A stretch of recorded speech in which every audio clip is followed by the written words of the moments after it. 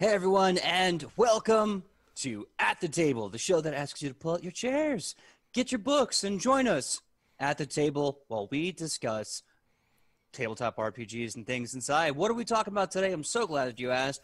Do you not know what to get the wizard that has everything?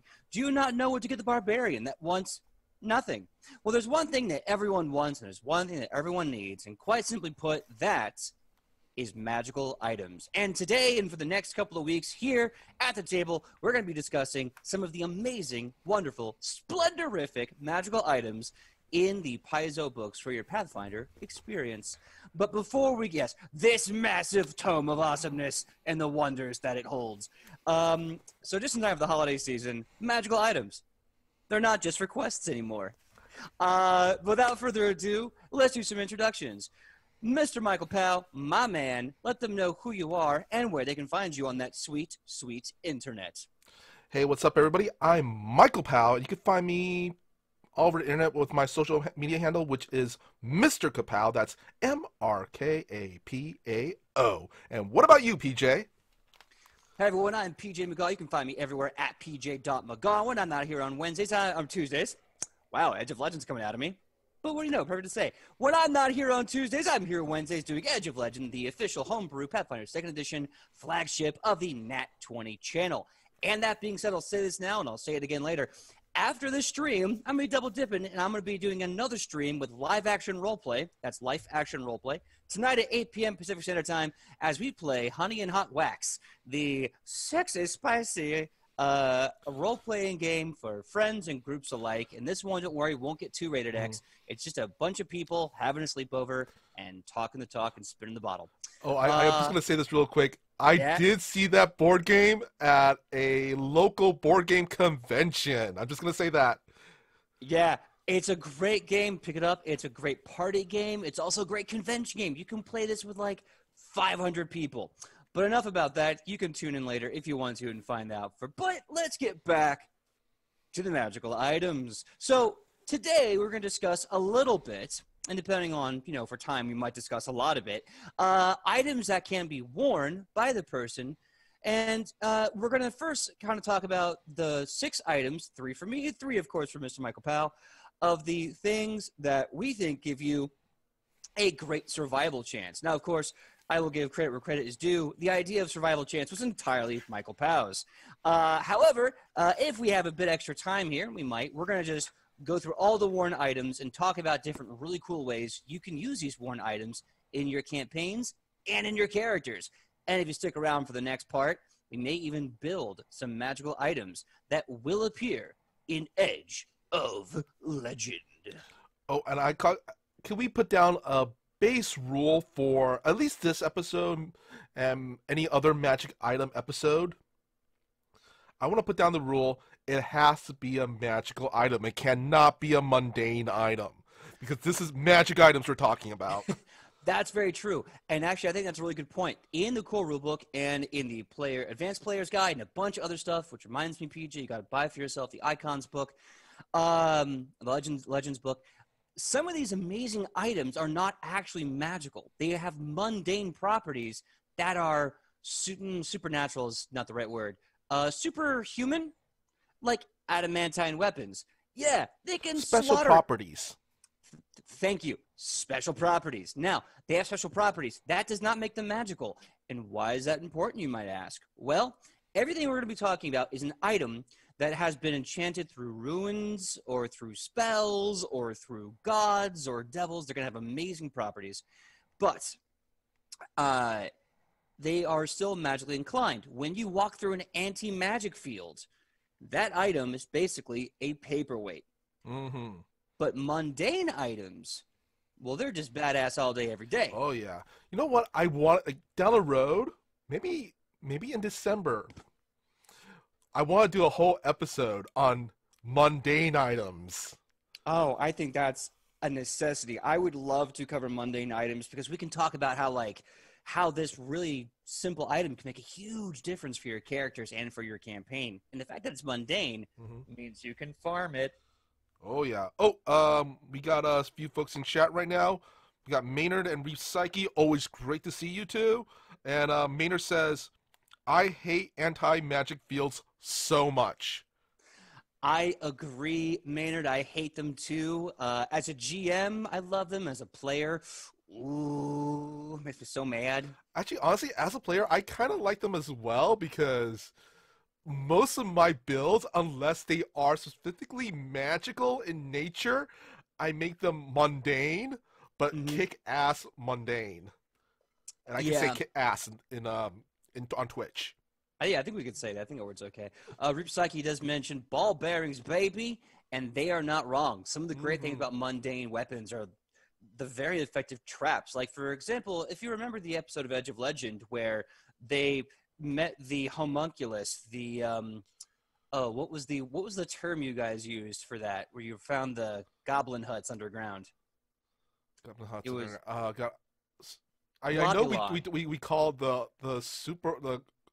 boblins. magical orcs super orcs. You called them bloblins. So Bloblins, yes, bloblins.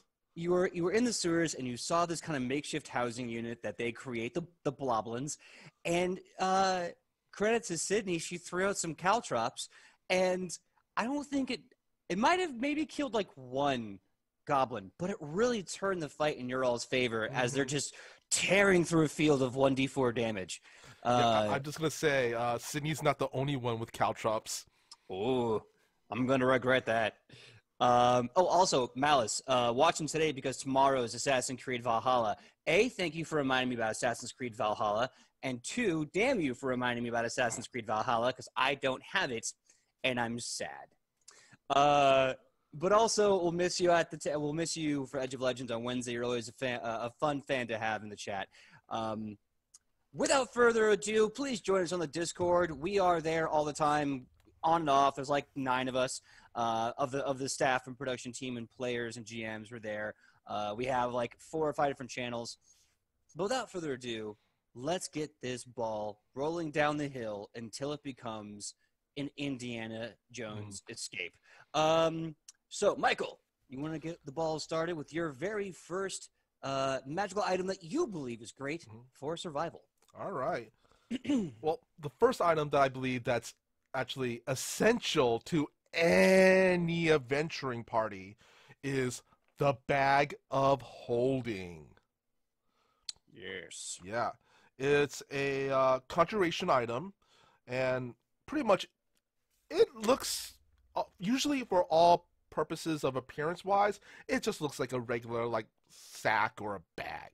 That's it, a simple sack or a bag. But the cool thing about it is you could put it's kind of like a certain timey-wimey blue box. It's bigger on the inside, so you could put a lot of your stuff in it.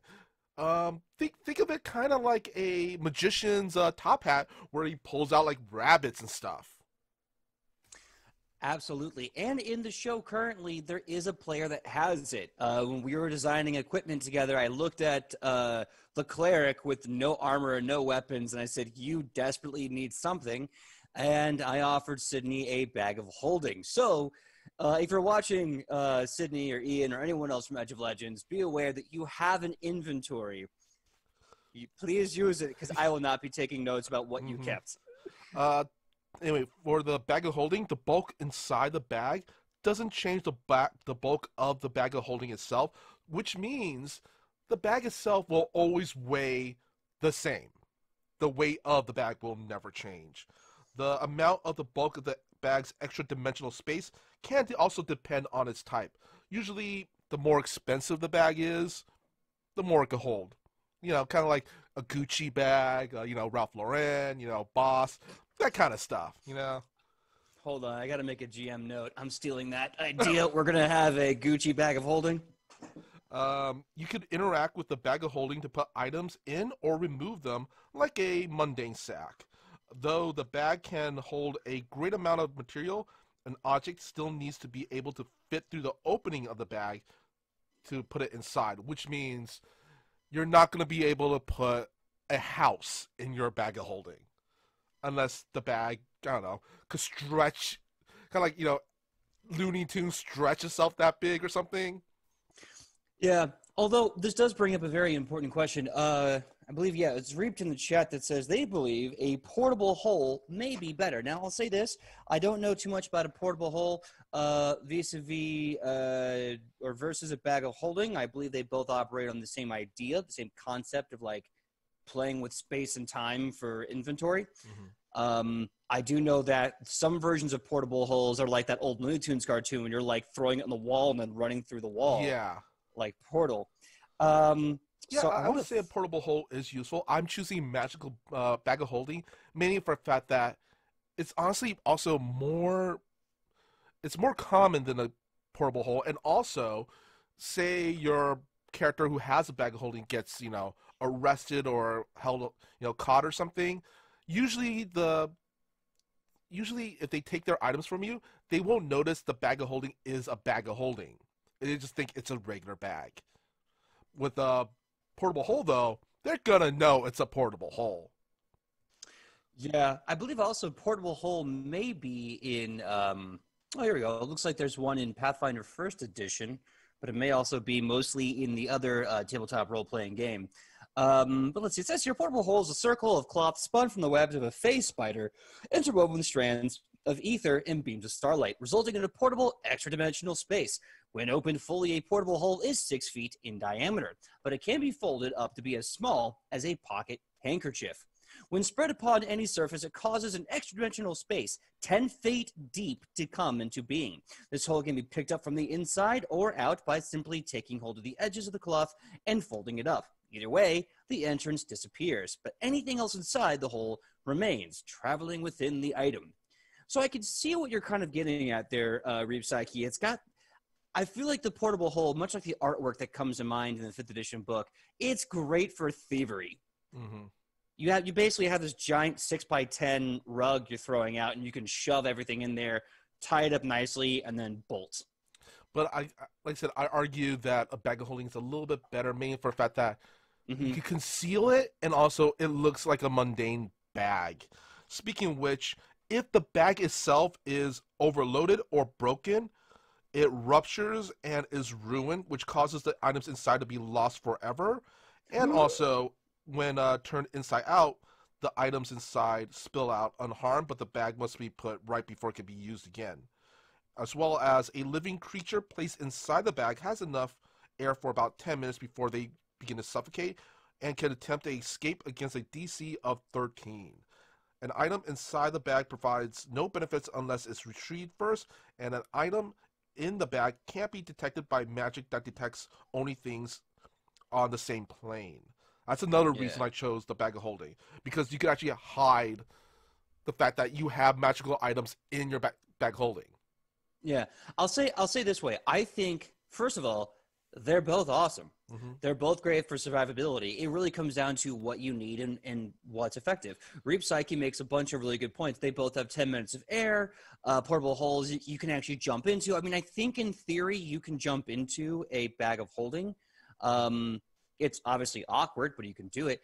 What I think the main benefit, if any, and grain of salt on this, because you can just fold up the portable hole and stick it in your pocket, is that the bag of holding has the mobility of being part of your kit. Like, you can throw the bag on top of your rucksack and like Reap offered the Louis Vuitton clutch of holding, which also, chef's kiss, because now I'm mentally imagining like Yelenu going out to like this very amazing like gala thing like Wonder Woman did in the movie. And then she just got this beautiful clutch and this awesome dress. And they're like, yes, ma'am, did you bring any weapons with you? And she's like, nope, just my wit.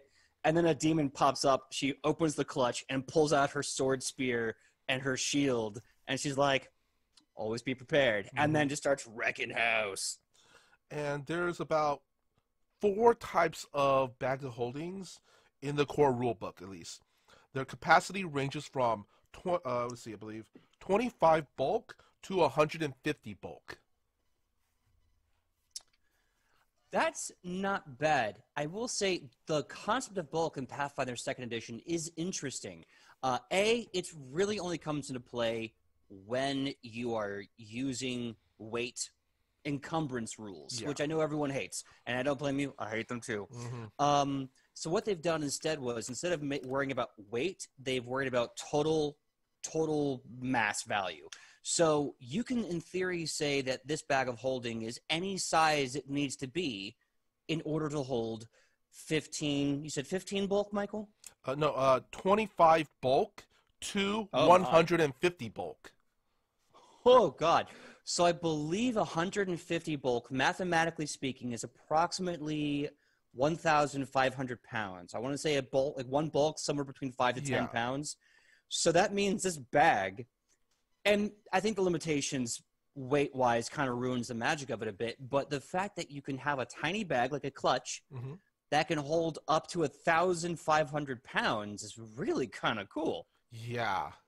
One of the things also, Reef Psyche points out that remember to not put a bag of holding into a portable hole or a bag of holding in a bag of holding, because I don't believe it says in the book itself, but common, what's the word I'm looking for?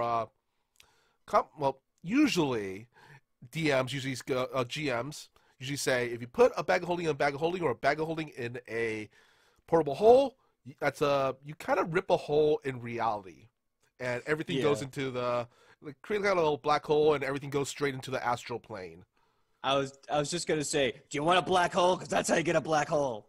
Yeah, Um, Maynard is saying that the 150 bulk ones do cost 22,400 gold, and that is true. Also, I'm extremely stingy with gold because I have I'm a butthead. But towards later in the game, you're supposed to be getting fat stacks of gold coins to the point where throwing away like 2,500, uh, you're not going to feel it as much. Now, again, that's yeah, end game. That's closer to like yeah, level 10 to 15. yeah. Usually in that case, you want a bag of holding just for your loot. I kind of want to say Yeah. it's coin purse of holding, Yes. And I still love the change purse idea, of holding.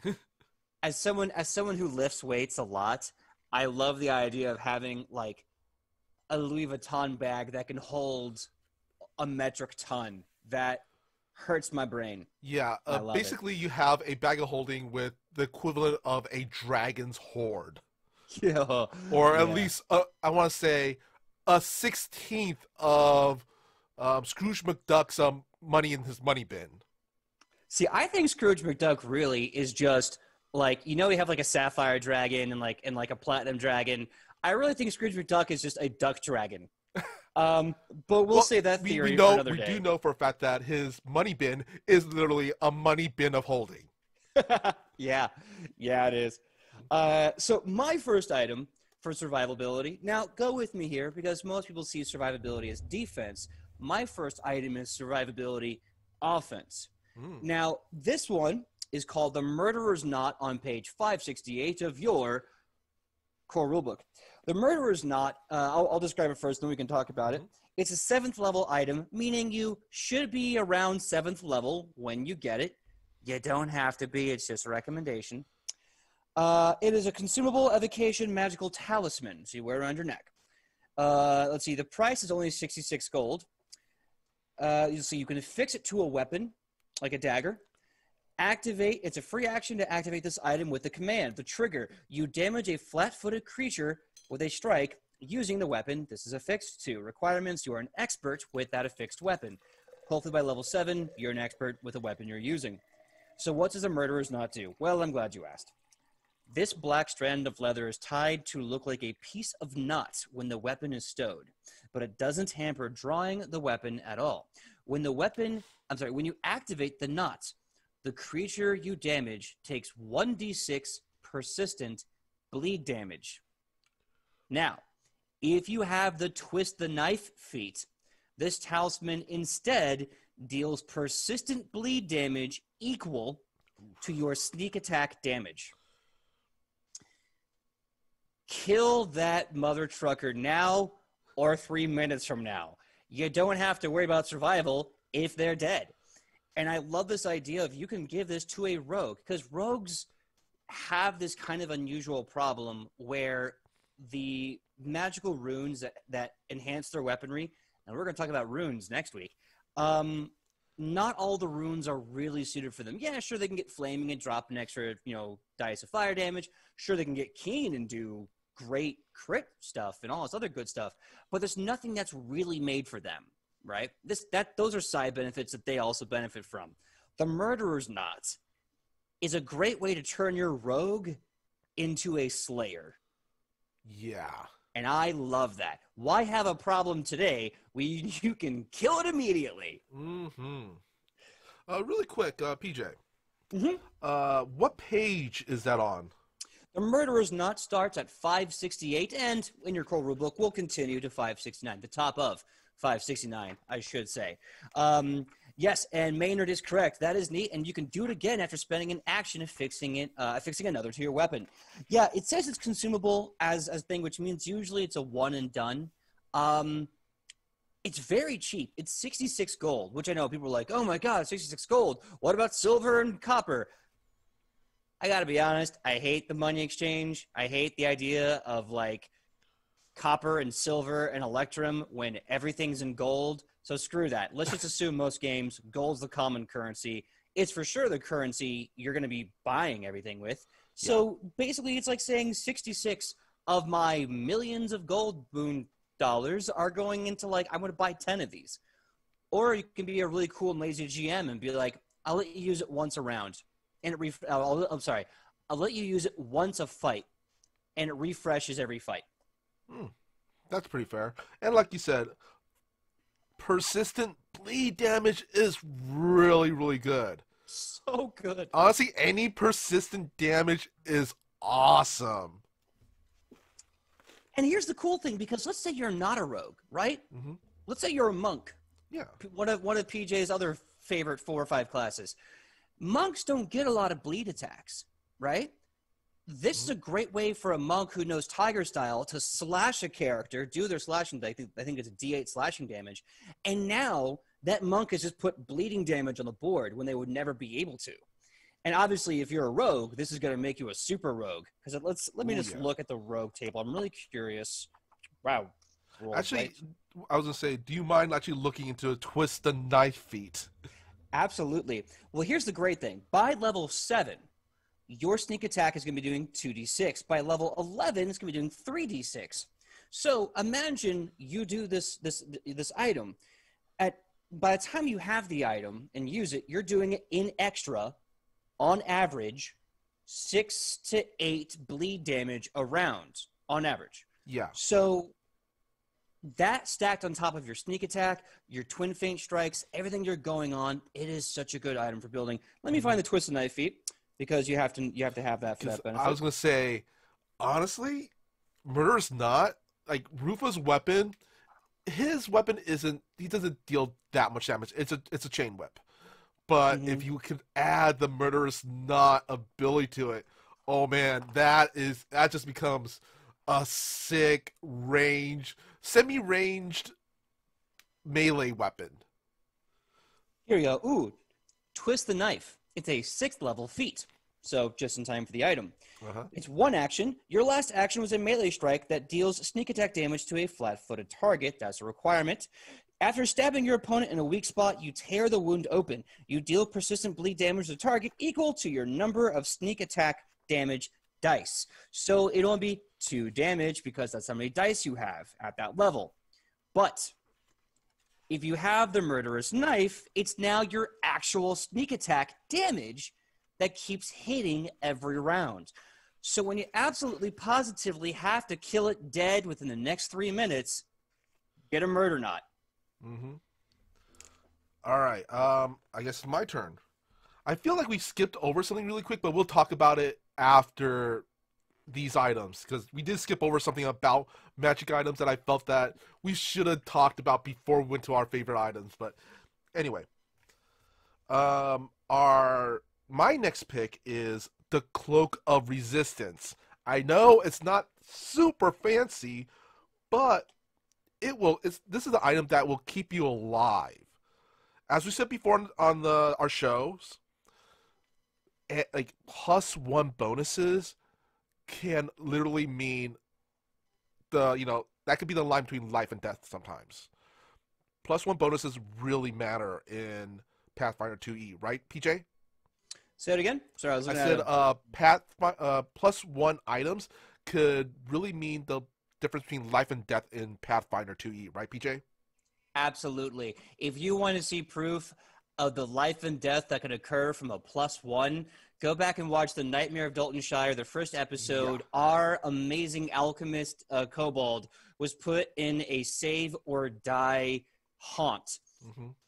Their total roll was a 16. The DC to stay alive was a 17. He was one off and then instantly died. Yeah. Anyway, the Cloak of Resistance grants a +1 to +5 resistance bonus to all saving throws. It's a 1,000 to 25,000 gold pieces, and my choice for this is a lot of players. One of the things I noticed for some reason decide to go for to make their dump stat Wisdom. That's one of the most commonly used dump stats, right, PJ? I don't know. It's hard to say. I feel like the most commonly used dump stat is intelligence. Hmm. And the only reason why I say that is because there's a lot of classes that rely upon wisdom, and the most go-to stat of the game, bar none, so much so that they actually made it its own stat, is perception, which is heavily based on wisdom. So I feel like there are Yeah. some people that dump on wisdom only because if they are going to play a fighter, Hmm. they're more worried about damage. They'll try to get the best wisdom they can and probably dump on charisma. Yeah. But yeah, I think int gets a short end of the stick a lot unless you are a caster that relies upon it. Either Um, way, both are valid. yeah. But anyway, I chose Cloak of Resistance also because that's just one less job for whoever's buffing your party to have to deal with. Mm-hmm. So pretty much, if you have Cloak of Resistance, your cleric could just go, okay, great. You have that taken care of. I could use my actions for other stuff. Yeah. And also, let's consider how many classes in the game will have an expert in 2 saves and are trained in 1 save. And then you have these characters with a really low constitution and a low fortitude bonus. Uh-huh. And then it comes time to save against a poison effect. Well, they're probably screwed. But that Yeah. +1 can really save them from being poisoned to And death. yeah, and also the fact that it's +1 to all saving throws, not just reflex, not just willpower, not Mm, just fortitude, all 3 of them. yeah. And honestly, you would just get a +1, which is a 1,000 gold piece item. That's an investment I'm willing to make. It's a good safety. I think everyone here that has played a tabletop before knows that when you need reliability, this sounds like such a sales pitch. When you need reliability, you reach out to the Cloak of Resistance. If you want to Oh be yeah. in good shoulders, Cloak of Resistance is there. Uh-huh. We Um, got let's see, Malice 1974 saying charisma, and Maynard saying it goes primary stat, con, and then wisdom. When they talk and about dump stats. I love Reap Psyche saying con is a dumb stat. Change my mind. First of all, Reap Psyche, I respect the hell out of you, crazy person. You clearly are here for a good time, not a long time, and I Mhm. respect the hell out of that. I will disagree a little bit on that one. Constitution is not a dump stat when you're in Daltonshire. Oh, yeah, that's true. Well, let me say this: if you want to get through Daltonshire, you're gonna have a high Constitution and a high Wisdom. I'm just gonna Uh, say our last Daltonshire game, the ranger that I made was a Constitution focused ranger. I had toughness. I had die hard. So and I just barely made it to like the final scene. Yeah, I remember Michael was like, I've Dalton-proofed this guy. And I'm like, bring it. You don't know what my nightmares are. I got you on laydown. I got you on layaway. Anyway, before I get too cocky and silly, let me get my second item out there. All right. For survival. Now, we know a couple of good beefy boys out there that like to use their shields, right? They are the line, they are the wall, and they know no fear. However, sometimes you're running out of action slots, and you're like, what can I do? I have to tank the wall, but I have to punch the bad guys, right? What do I do? That's when you get the Swift Block Kabbachan. I had to write that down to make sure I got that right. It's on page 569. Yes, I saw one item and then went right to the other on the same page because it's just that good. 569 is your core rulebook. Swift Block Kabbachan. It is an uncommon item. Abjuration. It's a consumable magical talisman that you affix to your shield. What does it do? Let's talk about it. For 70 gold pieces, you affix this to the shield. You can activate as a free action in vision. So you have to see what's happening, to activate the free action. And you take damage from a physical attack while you don't have the affixed shield raised. This clear quartz Kabbachan attaches the center of your shield, kind of like a boss or a stud would be. When you activate the Kabbachan, you use the shield block reaction even if you hadn't raised the affixed shield, and even if you don't have that reaction. This is a great oh crap item. If you are tanking and you are tanking with a class that doesn't have the shield raise feat, or you haven't taken the shield raise feat, or you have blown all your actions and you haven't been able to prepare the shield raise, whatever you want to put out there. This item is a get out of getting your ass whooped free card one time. So let's say you are the tank, you have the healer behind you, someone's throwing this heavy blow to knock you down and go behind her. You wasted all your attacks running to the front line and attacking someone, your shield's not there. Oh no, here comes an axe. Bring! You magically raise your shield and you magically do this effect.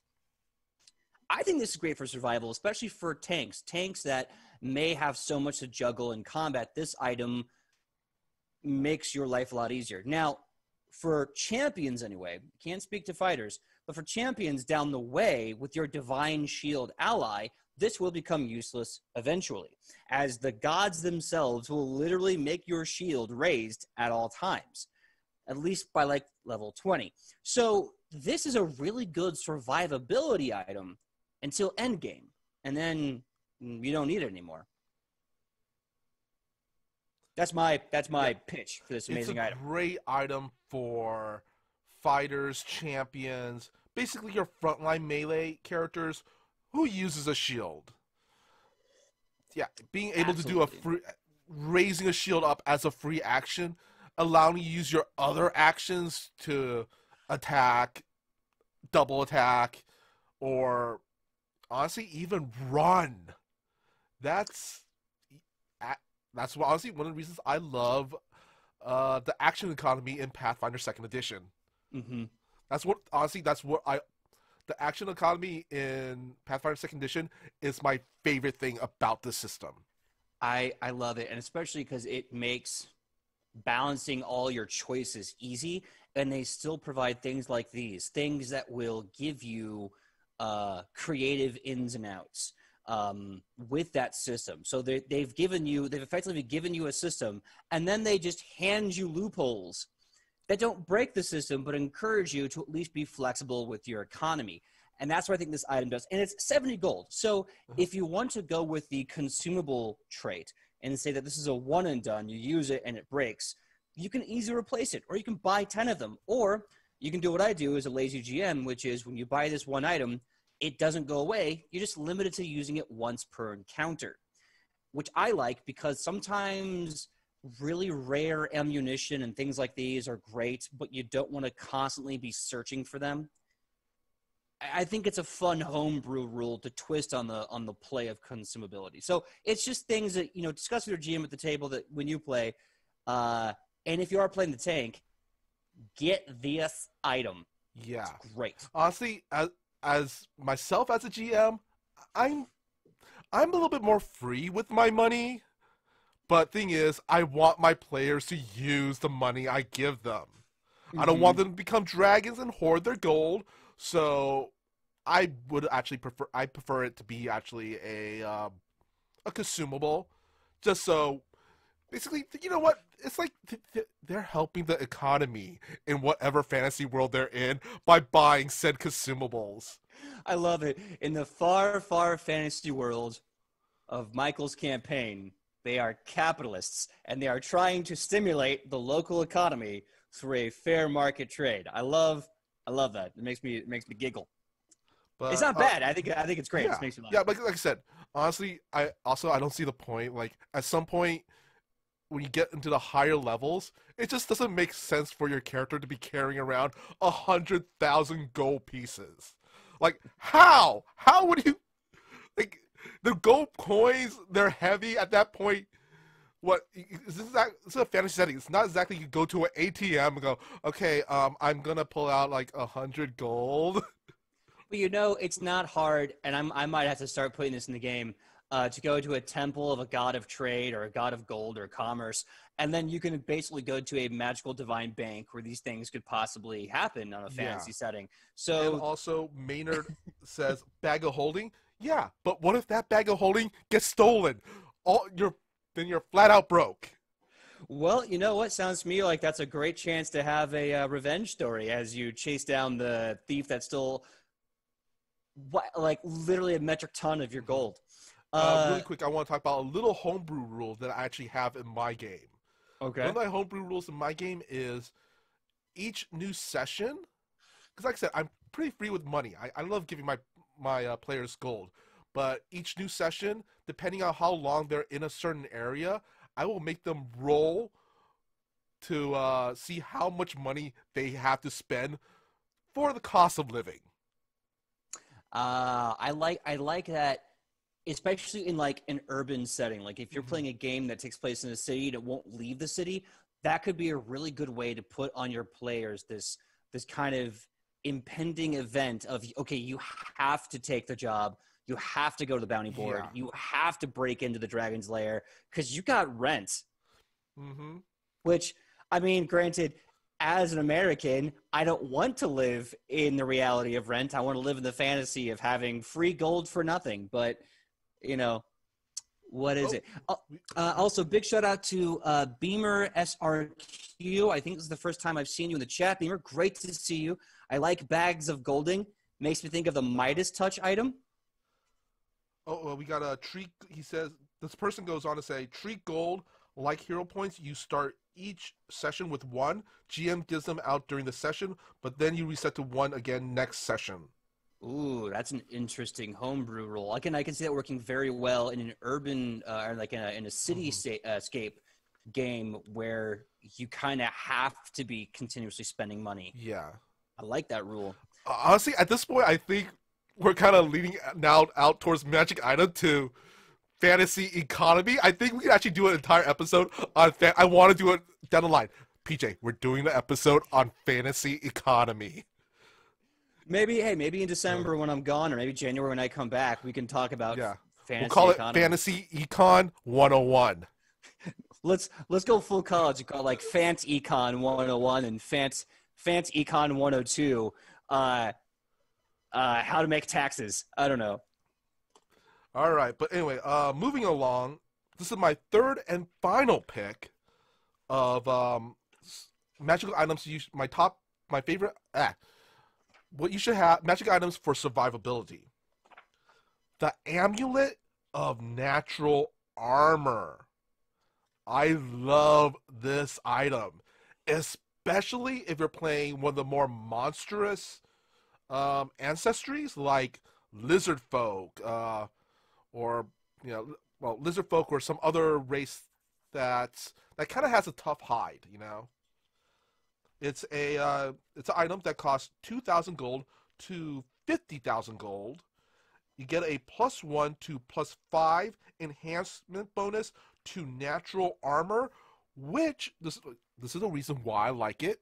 This is one of the reasons why I picked it over something like Ring of Protection. It stacks with the bonus to deflection one would get from a Ring of Protection, because it's not enhancing their AC, their magical AC like a deflection like a Ring of Holding would. It's enhancing their already natural armor, which is really awesome. Especially like I said, if you're playing like a lizard folk who have like a naturally like scaly armor. Yeah, what's really cool about the Pathfinder system is how they stat and work with the idea of natural potency. natural magic, the innate spells is what they call them in this, whereas in the past they call them spell-like abilities. They have like innate magic, they have natural weapons, natural armor, and what's great is that they have built a system that because these are itemized to a degree, they can be enhanced to a degree. The other tabletop RPG has kind of made it so rudimentary that the natural weapons, unless it's built into a class, they don't really grow. And natural armor is built in such a way that it's there, it's static, and there's really no way to enhance it. You can only replace it by a larger value from other armor. And I kind of feel like if you are like a lizard person, if you are, I don't know, Rakshasa, tiger person, whatever you want to call it, and you have these awesome natural weapons, you should be allowed to make a build enhancing that natural thing. And the other game system doesn't really accommodate that. This does, and I really like it, especially as a dragon barbarian named Karak, who Bearded Skull remembers from when he ran Rise of the Rune Lords, and I did a lot of damage, and it was bad. Yeah, like you said, it's great also for classes who don't rely on heavy armor, like the barbarian, like the rogue, or even the monk. Natural armor, always beautiful with a monk.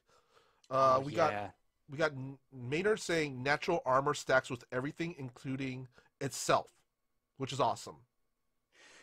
Yeah, natural armor. Oh, it's gorgeous. Now, granted, it's a lot harder to enhance natural armor, but it's so good. Yeah, and it's that's worth why I investing chose in. this amulet as my final pick, because people often overlook natural armor, which surprises me, honestly.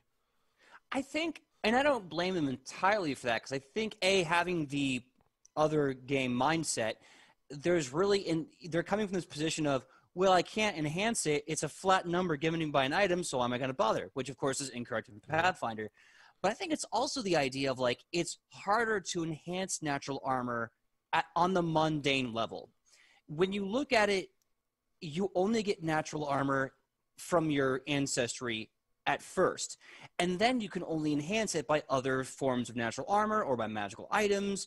But in the meantime, if you are a human being or an elf or a dwarf, you can just throw on a set of plate mail and go about your business. So I can see why people sleep on it, but they sleeping on a king while they're looking at their twin bed feeling comfy. Like, bruh, you could do better. You exactly. Like I get said, better. The fact that it stacks with a ring of protection, that's what I love about it. Reap Psyche asked, is Touch AC still a thing? I'm so glad you asked, because I remember in Pathfinder First Edition, Touch AC was so important. I don't believe Touch AC is a thing in Pathfinder Second Edition, not that I've seen in any of the rules, any of the mechanics. I believe instead they have added different ways to create the flat-footed condition. So in a theory, you're getting your Touch AC without...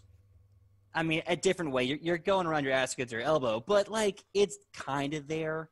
I have a feeling once they release the Gunslinger, please release the Gunslinger, that they're going to find a way around it again. But I don't believe Touch AC exists currently.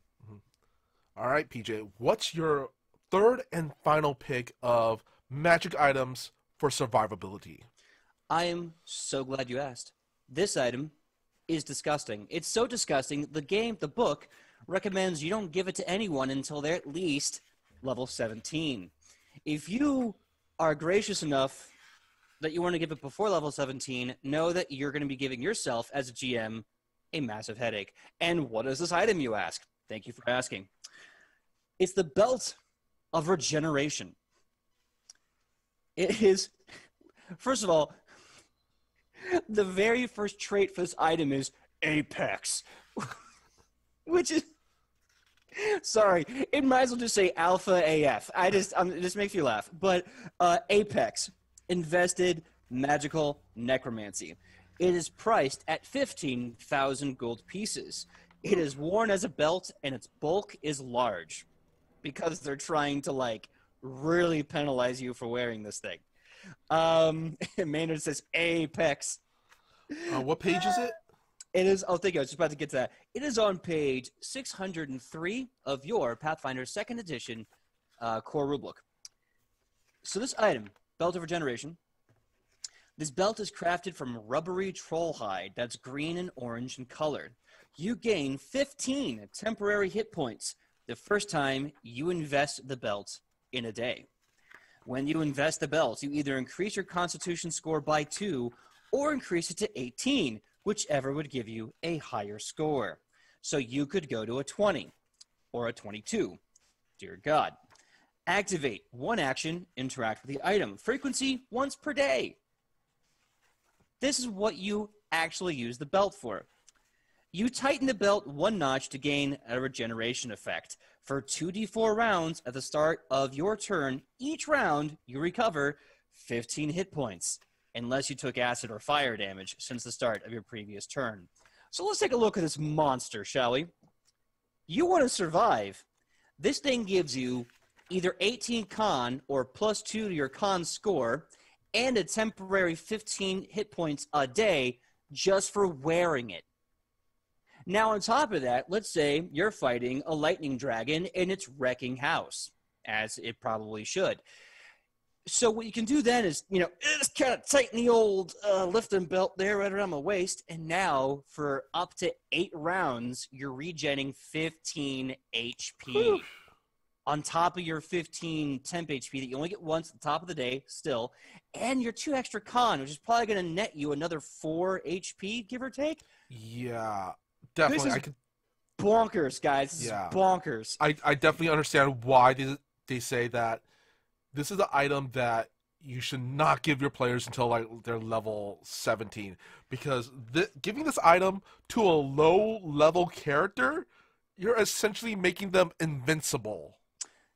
Yup, this belt basically makes them Wolverine.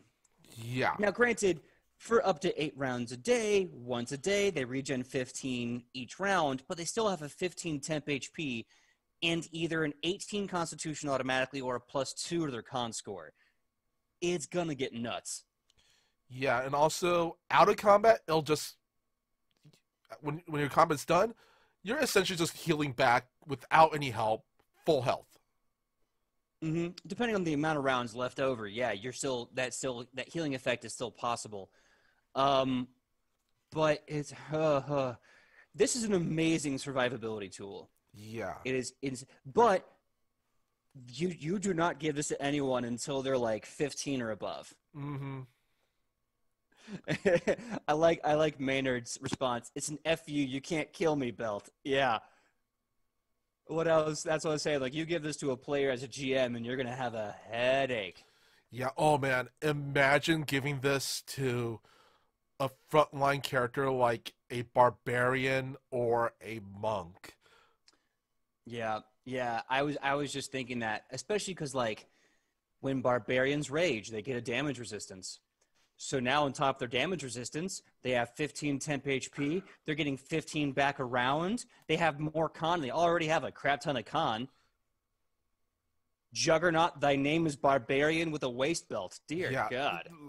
Oh, man. It's essentially Juggernaut meets Wolverine. Yup.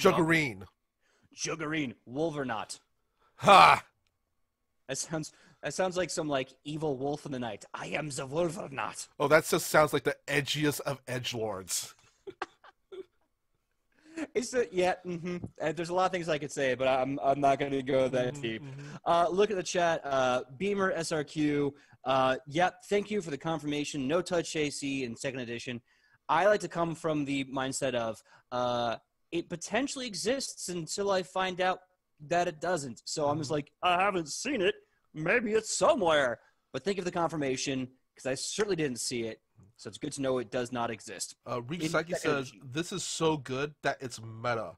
Why would you ever not get this unless the DM just says, no? Exactly. This is like the pinnacle of survivability, of tankability. It is insane. And I can see why it's a level 17 item, because this is game-breaking for a tank. Oh, man. honestly, giving this to a barbarian is basically also, all right, barbarian, you're doing your own damn math.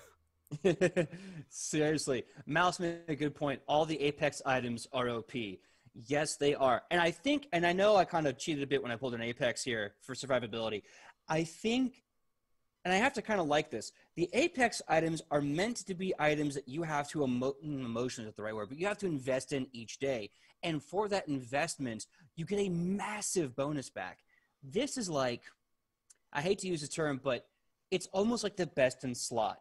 Yeah. It is the orange gear you get from the raid. It is the legacy relic that you spend a month grinding for. This is good stuff.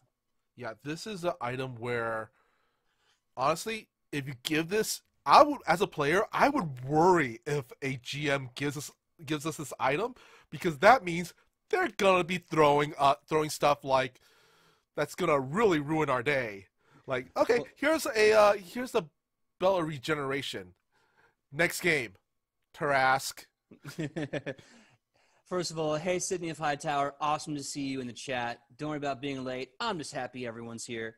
We're talking about magical items, and if Alona ever gets to level 17 and she's dying a lot, maybe I'll throw Alona the built of regeneration, keep her out of harm's way.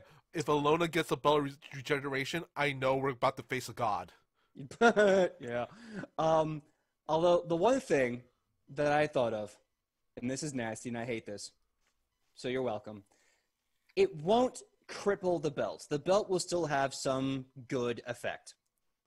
But if I hit y'all with a very powerful drain condition, let's say drain 4, that's going to really hamper this. That's going to not only take away 4 of your 15 temp HP / maximum HP, it's also going to take away your current HP, and it's going to prevent, I want to say, I have to double check, but I think it's going to prevent like 4 points of healing from the regen factor as well. I think at that point, that's like 11 points yeah, sneaking by, but still. at that point, the debuff and also the buff from the item sort of cancel each other out. Mm-hmm. You know? Absolutely. Oh, and let's go into further definition for the Apex items, because this is going to be kind of important. When you invest in an item that has the Apex trait, it improves one of your ability scores, either increasing it by 2 or to a total of 18, whichever grants a higher score. This gives you all the benefits of the new ability score until the investiture runs out. Increasing intelligence lets you become trained in additional skill and learn a new language. Increasing constitution gives you more HP, and so on. An Apex item grants this benefit only the first time it's invested within a 24-hour period, and you can benefit from only one Apex at a time. If you attempt to invest an Apex item when you already have one invested, you don't get both the scores or the things, even though you spent the time investing in them. So it looks like you have to constantly invest in this item, but that can be part of your daily actions. Spending time with this belt, letting it know it's pretty, letting it know it means a lot to you. It's keeping you alive, literally. Maynard, I like why you're asking what does investing entail, because that's the next thing I'm about to go into. Boom, Michael Powell, hit him. All right, investing magic items. It's about 2 paragraphs. A little heads up. Certain magic items convey their magical benefits only when worn and invested using the invest an item activity. Tie them to your inner potential.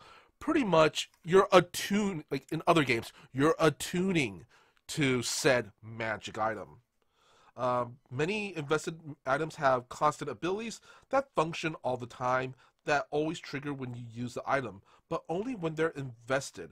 So, which means if you're not invested in said item, you do not get bonuses from said item. Mm-hmm. Let's see. If a invested item can be activated, you must have invested the item to activate it. You can benefit from no more than 10 invested magic items each day.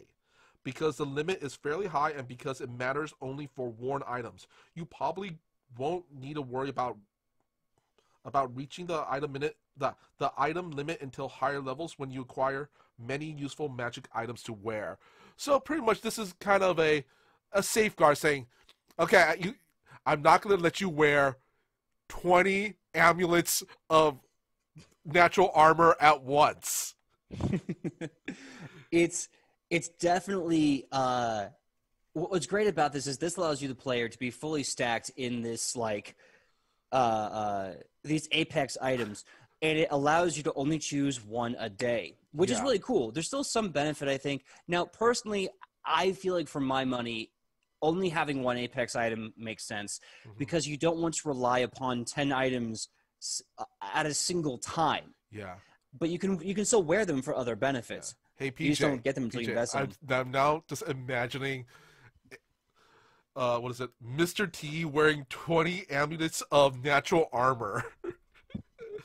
I like that just because his awesome chains, and I can just see him going around going, "I'll pity the fool," and it's like, "Why, Mister T? I got a plus 20 to my unarmored defense. I'm literally sitting on like 45 AC. I pity you." It's like, yeah, no, that is a pity. I cannot touch Yeah. you, Mister T. You can still gain the mundane benefits of an item if you don't invest in it.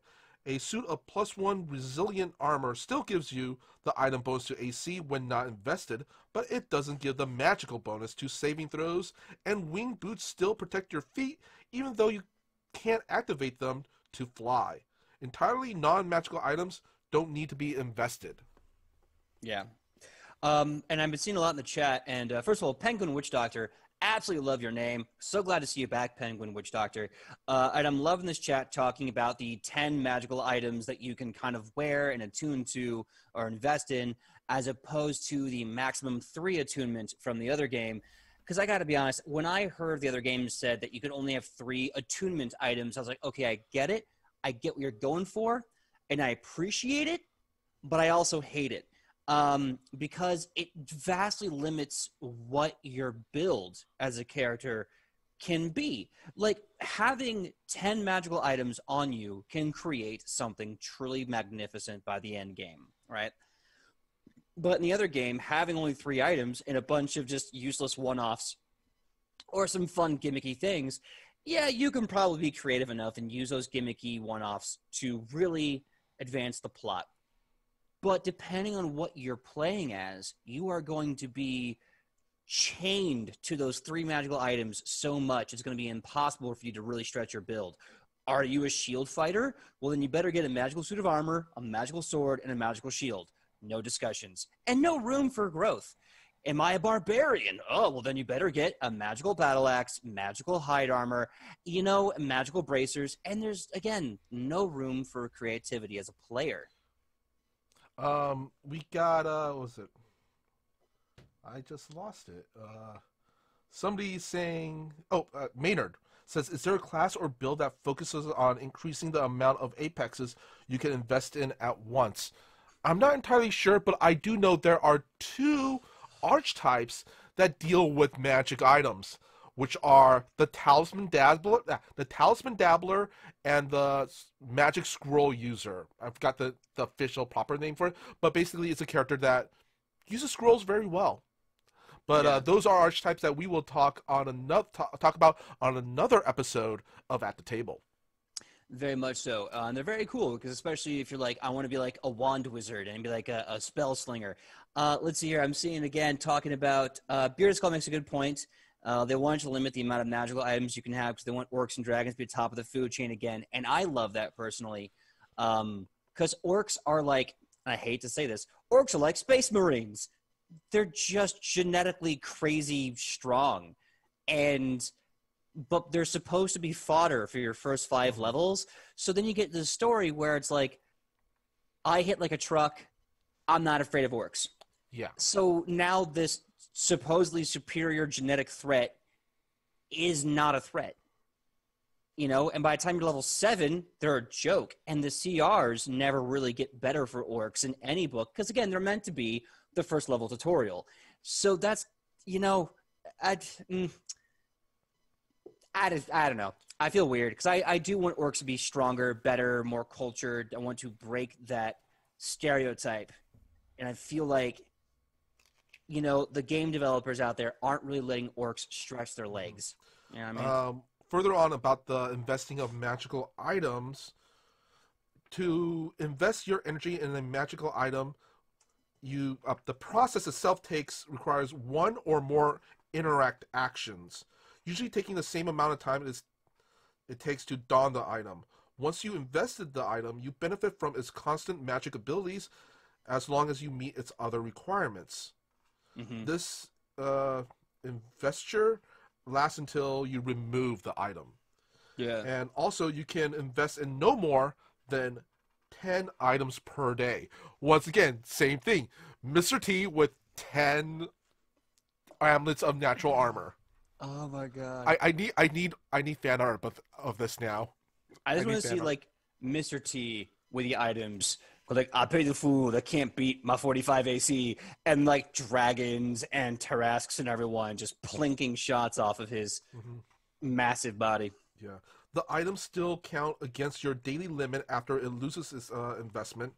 You reset the limit during your daily preparations, at which point you can invest your items anew. If you're still wearing items you had invested the previous day, you can typically keep them invested on the new day, but they still count against your limit. I like this. I like this. Like, once again, your it kind of forces you to resource management a bit, and also keeps from becoming this uber juggernaut like character who's just basically, I have all these magical items. I'm pretty much a demigod at this point. Malice makes a great point in the chat. The incredible investiture feat ups that number from 10 to 12. So, and I think that's worth it. If you have to spend a feat to get 2 more magic items investiture today, that's good. That's worth it. Thank you for letting us know, Malice, because that's giving you 2 more magical items to throw on your body and just roid out with.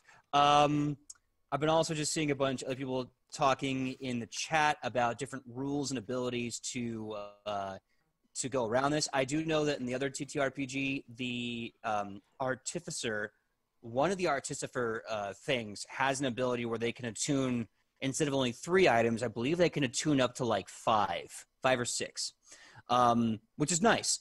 Although I feel like that's giving a bunch of weapon slots and gear slots for a mage that wouldn't use it. But I don't know.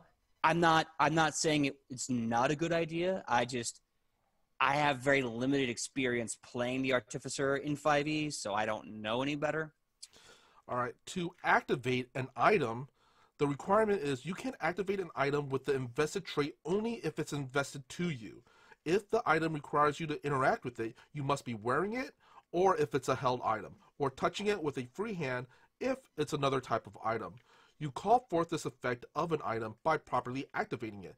This is a special activity that takes a variable number of actions as listed in the item stat block. Activate the entry in its stat block, for example, activate reaction command.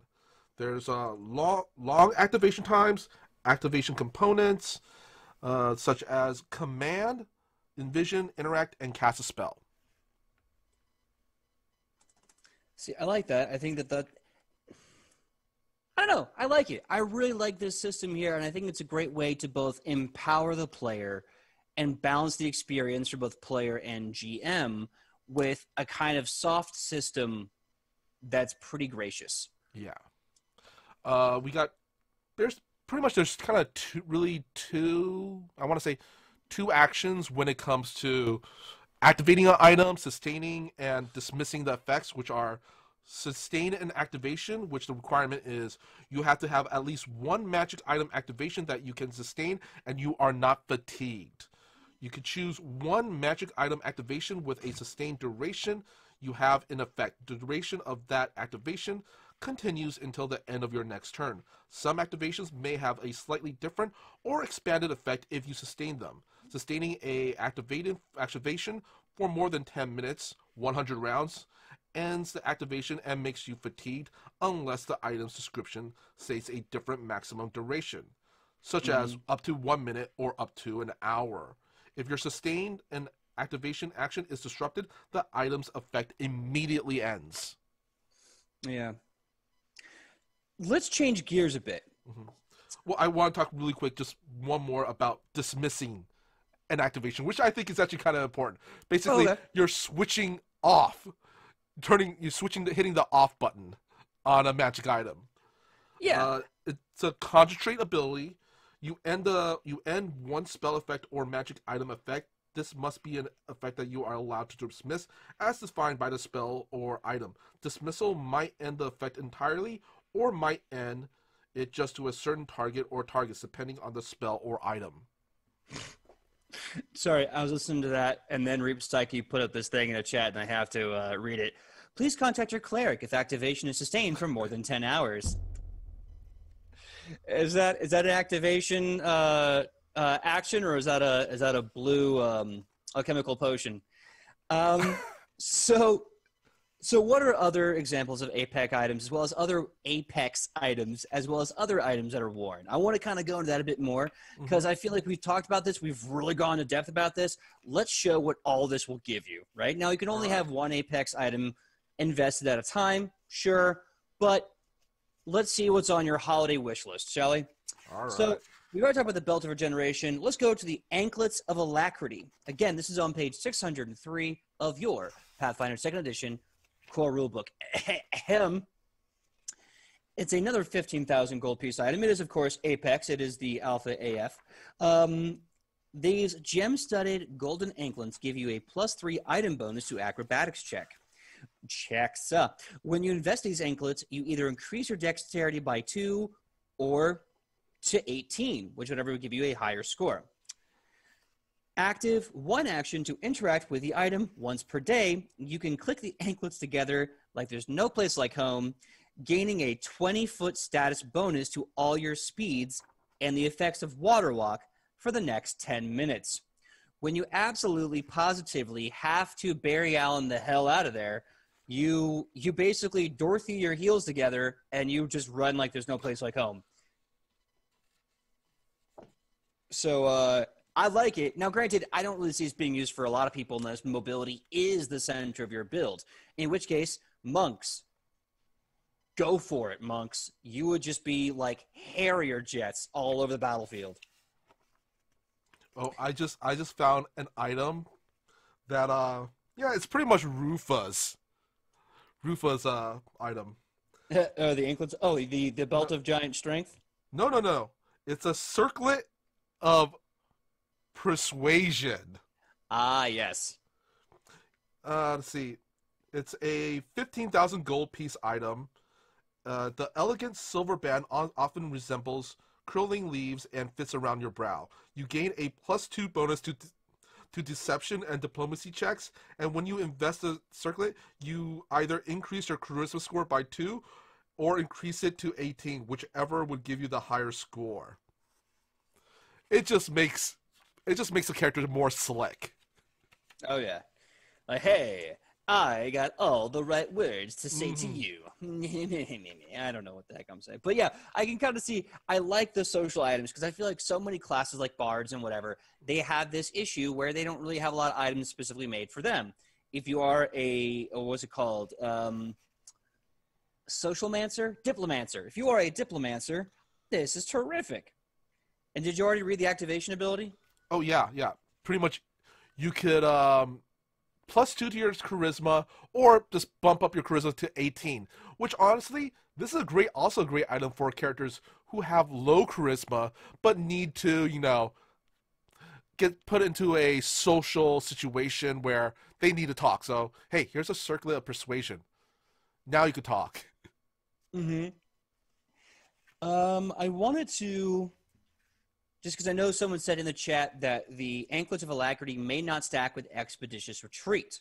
So I want to confirm that just because if you're using this at your table, I want to make sure it's correct and that you can yell at your GM and be like, no, gimme.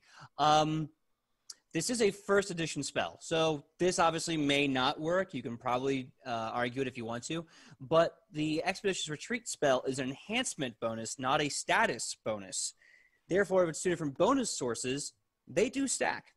But like I said, Expeditious Retreat, I'm looking online trying to find the spell. I'm sure it exists in 2nd edition. I'm having a hard time finding it. So yell at your GM today. I just found an item that would be perfect for a certain ranger in our party. Oh, would that be... Let me guess. Let me see if I can guess.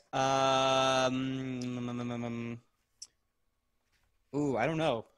Well, it's an item that helps certain characters who have a prediction, yeah, prediction for falling. I was gonna say, like, is it a what's it called? The oh gosh, parachute. There we go. No, it's the Daredevil boots. The Daredevil boots. Snap. Yeah. These brightly colored, soft-soled boots motivate you to perform risky stunts and grant you the agility to succeed. The boots itself grant you a +2 bonus on acrobatic checks and +1 circumstance bonus to tumble through an enemy space. The boots can grip solid surfaces and help you avoid a fall, allowing you to use grab and edge reaction even if your hands aren't free. You treat falls as 10 feet shorter, or you have the cat fall feat. Treat your proficiency bonus in acrobatics 1 degree better to determine the benefits of that feat. If you have cat fall and are already legendary in acrobatics, you can choose the speed of your fall from 60 feet per round up to normal falling speed. Yeah, not gonna lie, that would be amazing. Then again, that would be amazing for like anyone, really. PJ, I think it's now Fleet Step. Sorry, I'm just reading the chat for Malice. I think it's now Fleet Step. I think you're right. I think you're right. Well, yeah, it is Fleet Step. It is Fleet Step. I'm gonna go and check on that later. But also, I'm seeing other things. Rip Psyche was saying, does the item help Shionibus make religion checks? Because she seems to have issues there too. By the way, what book is that item in? I don't believe it's in the core rulebook. Does it say on the website you're looking at? Oh, the Daredevil shoes? Mm-hmm. That's on page 609. Oh, it's just farther ahead. Okay. All right, let me take a look at that bad boy. Yeah, we are literally going through a book for the first time right now. Well, see, that's my hope. My hope is that we can go through this book together, right? We can see what's in here, learn together, talk about it together. Because in a little bit, we're going to create our very own magical items. So it's a good thing that we're all on the same page. So the Belt of Giant Strength was what I was going to hit up next, because I'm still kind of talking about worn items here on 603. It's a 17th level item. It's 15,000 gold pieces. They're all about this cost. This thick leather belt is decorated with a buckle carved from glittering quartz in the shape of a fist. You gain a +3 item bonus to athletics checks and a +2 circumstance bonus to checks to lift a heavy object. Let's see here. Oh, yeah, to lift a heavy object, escape, and force open. When you invest the belt, you either increase your strength by 2 or make it an 18. Now, as a reaction trigger, you are targeted by a thrown rock or a rock would fall on you. So if your GM says rock falls, everyone dies, you can be that guy and go, nuh-uh. You attempt an athletics check to grab the triggering rock. Use the athletics DC of the creature throwing the rock. The DC of the hazard or the effect. DC 35, no other DC is applicable. You must have a free hand to catch the rock, but you can release anything you're holding as part of this action. So basically, you have massive bonus to strength and massive bonuses for grappling and moving and Superman stuff, right? Yeah. If GM's like rocks fall, everyone dies. You can go, no, I'm level 17. I had the Belt of Giant Strength rolled. That's let me do some stupid level math here. 22 strength would be a +6 bonus. Let's say at 17, you'd probably be about a master in athletics, which means it would be your level +6, so that is a 23. 23 plus the 6 makes it a 29, plus the 3 from the item would make it a +32. At 17th level, wearing this item with 22 strength, you'd have a +32. In order to catch the GM's fiat of killing you, you have to roll a 3 up. Think about that for a second. Yeah. That's insane math. And I'm just ballparking it. God bless. All right. For my next item picked, I found the most PJ of items. Shut up. Yes, you did. It's actually a pretty cheap item, too, so it won't break the bank. It's only a 80 gold piece item. It's called Lifting Belt. It's great that you know me so well. This wide leather belt grants you a +1 item bonus to athletic checks and increases the amount you can easily carry. You can carry bulk equal to 6 plus your strength modifier before becoming encumbered, and you can hold and carry a total of bulk up to 11 plus your strength modifier. To activate, it's a two action ability to activate. The effect, you lift an object up to 8 bulk as though it were weightless. This requires 2 hands, and if the object is locked or otherwise held in place, you could attempt a force it open using athletics as part of this activation. The object still has its full weight and bulk for all other purposes, and you just ignore that weight. The effect lasts until the end of your next turn. The most PJ of items. You know, if you gotta lift big and lift well. Get yourself a supporting belt.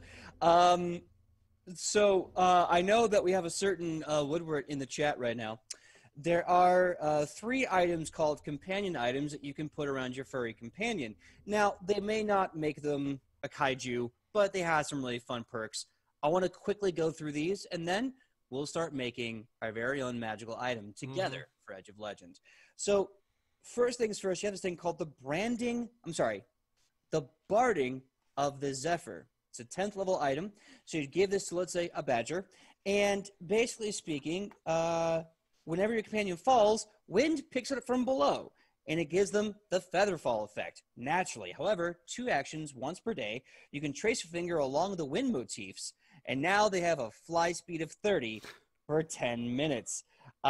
Even if the companion doesn't have the mount special ability, it can fly while being ridden.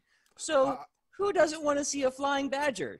Yeah, right? I'm just envisioning now Mush becoming a flying squirrel. Oh my god, I'm just imagining like that scene from the Neverending Story where it's Falcor and Atreyu, but it's Woodward and Mush. Yeah. Yep. That's when you make Mush into a kaiju. Oh god, yeah. I want that episode to happen. You also get some other things. You get the Collar of Empathy. Basically, you can always sense the animal wearing this item, and then when you activate, it's a 1 action to activate. You perceive through your animal companion's senses instead of your own. You can sustain the action.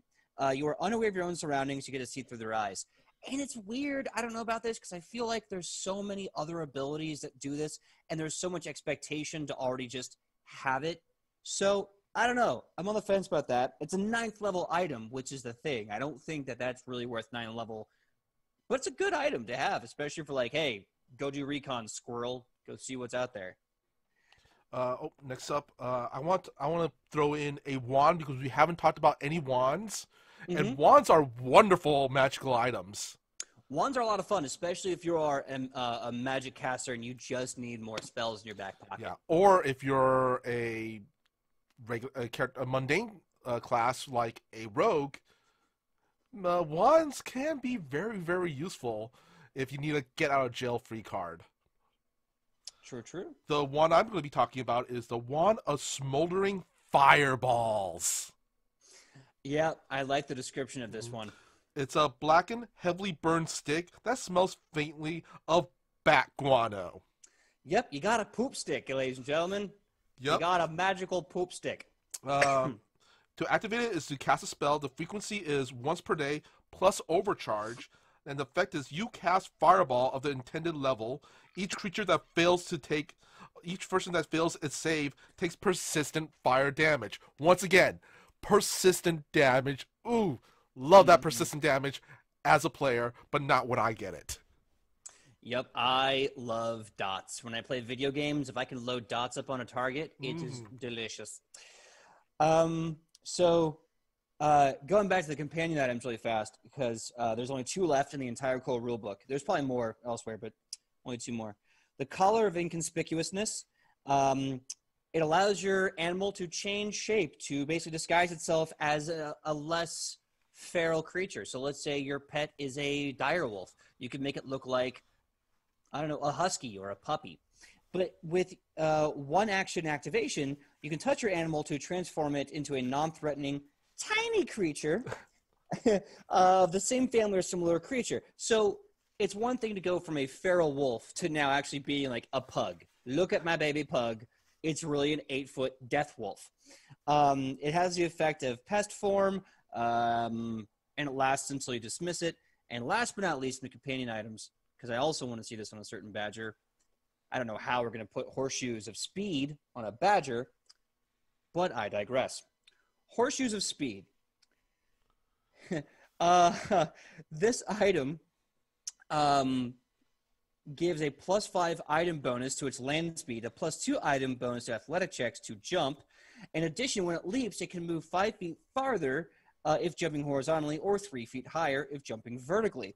And this item can tier up. Now, next week, we're going to be talking about magical weapons. So this tiering effect will come back next week. But for the horseshoes of speed, level 7, it basically gives you those benefits a little more. The greater horseshoes of speed, item 14, the bonus to your movement is a +10. The athletics is now enhanced to a +3. So now you have a super fast, super high jumping super badger. 1 minute he's flying, the next minute he's faster than a speeding bullet and able to leap tall buildings in a single bound. Super badger. Not too shabby. Not too shabby. Mm-hmm. My next item that I want to pick out is, you ever get that really bad day as a player or GM where a lot of your first rolls just suck? Yup. We always had that day. Unless you have the Luck Blade. This is one of my favorite items. Luck and good fortune bless the wearer of this +3 greater striking short sword. Luck blades are crafted in a variety of styles, but their hilts or blades are always incorporate symbols of luck, such as clovers, horses, fish, ladybugs, or other symbol. Let's see. Pretty much, when you activate it, by activating it, the trigger is you miss a strike with a luck blade. And the effect is you re-roll the triggering attack roll and take the new result. And this is a fortune effect. So, essentially, it's the luck feat permanently on that weapon. Penguin Witch Doctor asked, does it say how many items a companion can wear? That's actually a very, very good point. A very good question. Let me look back in the book, because I did not see that listed. I'm sure it might have been there. I missed it. Also, I know that Ian, who is the master of animal companions, is in the chat. It's okay if you don't know. I'm not trying to put you on the spot. But if anyone can answer that before I do, please go right ahead. Ian believes, well, someone believes, I have wrote it, it's Ian. Bearded Scald is Ian. He believes that it is three items, which would make sense because they are a companion and they will be joining you in the fight as basically another PC. Mm-hmm. You don't want them going full bore and having 10 items. That would just get silly. Let's see. Really quick, another one of items that that's super useful that we really haven't talked about yet are magical rings, aka magical blings. Before we do that, I would like to confirm, just going back a little bit to confirm, the book on page 604 does state a companion has an investiture limit of 2 items. So you can have 10 to 12 given your feat, and let's just say one very happy, angry badger can still have 2 magical items all their own. All right. This is an item that you want your spellcaster to have, especially if they're a wizard. The Ring of Counterspells, or what I like to call the Ring of Magic. Mm-hmm. It's a silver ring that bears 2 geometric designs of brightly colored and wildly clashing inlaid gemstones. A spellcaster can cast a single spells in this ring as long as no spell is currently stored within, expending the normal time and cost, and so forth to cast a spell. The spell's effect doesn't occur. The spell's power is instead stored within the ring. When you invest a Ring of Counterspell, you immediately know the name and level of the spell stored inside, if any. And let's see. The activation is, the trigger is you are targeted by or within the area of the spell stored within the ring. You can attempt to counteract the triggering spell using the level of spell stored in ring and a counteract modifier of plus 19. And once you do, the stored spell energy is spent and the ring is empty. This is really cool when, say you know you're going to go up against an enemy wizard who their favorite spell is Fireball. Cast Fireball into the ring, and the next time they cast Fireball, you're like, nah. It basically gives you it's a physical rendition of Counterspell, Yeah. which is always frustrating as a GM when I'm like, all right, I got to make this hard. I'm going to throw Finger of Death, and you're like, Counterspell. He only gets one of those a day, you asshole. Yeah, this is insurance. This is insurance. Hey, everyone. So that was some of the amazing magical items that we got to see in the core rulebook, for Pathfinder 2nd Edition. Look at that big, beautiful tome. It's so big and so thick and so juicy. It's like a steak. I love putting my teeth in it. We discussed some of the 6 items that we believe are great for survival. We talked about Apex items, some of the best magical items in slot that you can find. So GMs, take notice. We also talked about some of the items that your companions can wear and some of the crazy wands and magical things in this world, and we're not even done yet. So come check us out next week as we talk about magical weapons and magical runes. But before we say goodbye, we must say who we are. So, Mr. Michael Powell, let them know who you are and where they can find you on that sweet, sweet internet. Well, I'm Michael Powell, and you can find me on my social medias, which are at Mr. Kapow. That's MrKapao. And also you can find me on my Facebook page, which is facebook.com/Michael Powell Does Stuff, because I do a lot of stuff, such as my YouTube channel, which is at, it's on YouTube. That's Fantastic Tales of Adventure. And, and on Thursdays at, I believe, 6 p.m. Pacific Standard Time on the Toyzilla Network channel. I'm on Toyzilla Live, where we talk about toy news and nostalgia. And what about you, PJ? Where can we find you? Oh, thank you very much for asking. My name is PJ McGaw. You can find me everywhere at pj.mcgaw. When I'm not here Tuesdays at the table with Mr. Michael Powell, I'm here Wednesdays, 8 p.m. Pacific Standard Time, doing our flagship show, Edge of Legend. We just got out of a tremendous month-long series of Halloween one-shots. They were spoopy. They were tense. They were exhausting. They were amazing. And thank you, everyone that tuned in and supported all of us. It reminds me, Mr. Michael Powell, I owe you a bottle of whiskey. And so come and see us as we get back into the Green War. What happens when you have World War Orc? Can the heroes, can the legends themselves be the tip of the spear and stop this war from getting too crazy? Also, if you happen to be friends of a great little Twitch channel called Life Action Roleplay, you can see me there in a few hours as we do Honey and Hot Wax, a fun little game that can be done with 5 people or 500. Fun little role-playing game that kind of spice things up for any group of people. Anyway, that being said, thank you so much for tuning in. We'll see you next time when we cover magic weapons and magic weapon runes. Thank you.